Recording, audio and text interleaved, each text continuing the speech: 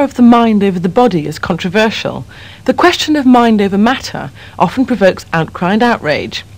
Does the human mind contain hidden powers to move mountains and communicate with the spirits that ordinary science can't comprehend? To believers in the paranormal and the existence of psychic power, the answer is obvious.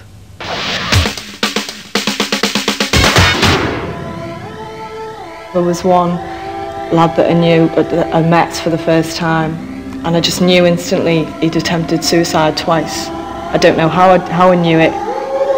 We often experience things we cannot explain. The phone may ring and you know who it is before you pick it up.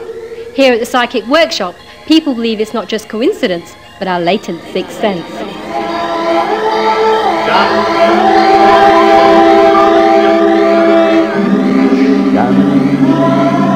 Billy Roberts is a medium and believes everyone has the ability to tap in on their hidden psychic powers.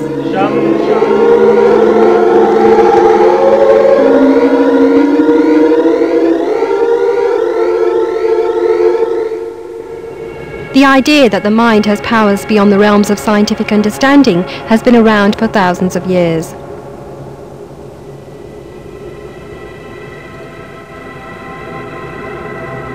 Scientific research into the paranormal came to prominence in the 1930s when 4 psychic powers were identified: telepathy, mind-to-mind communication, clairvoyance, seeing things in the future, precognition, knowing what the future holds, and psychokinesis, moving objects with the mind.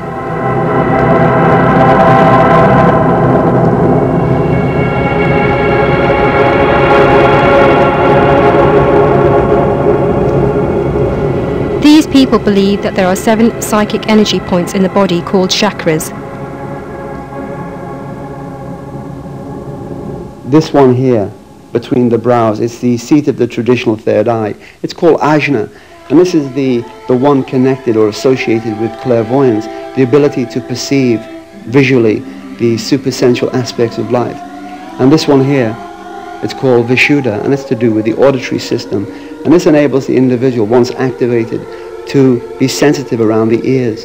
They can, in actual fact, hear spirit sounds or voices.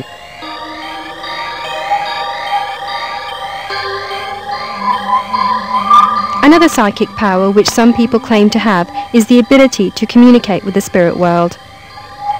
Did you see something in bright blue?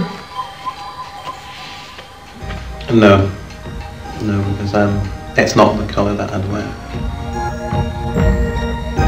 You have to understand that clairvoyance or mediumship is experimental. It doesn't always work. A medium is like a radio. You tune it in to get the right station.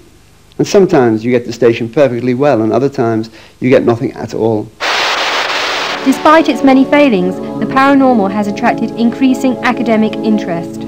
Some people have said that telepathy is a form of mental radio. And after all, the brain is extremely complicated, with billions of brain cells all interacting. Other people have said that, for instance, subatomic particles shoot between brains and carry information. I don't like these ideas. I think they're much too simplistic, and they certainly don't explain cases of clairvoyance, where you're remotely viewing something, because there's certainly no brain at the other end. On the Friday morning, I turned up at RAF Stanmore, and all I took with me was my passport to prove who I was, and I took the notes from the dreams. And I went to the main gate and said, "I have come to warn you about a bomb."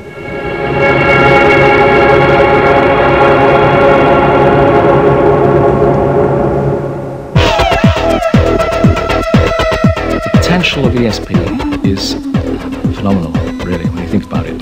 I think the military have been particularly interested because if by remote viewing techniques you could ascertain what your enemy was doing, this is obviously of tremendous importance.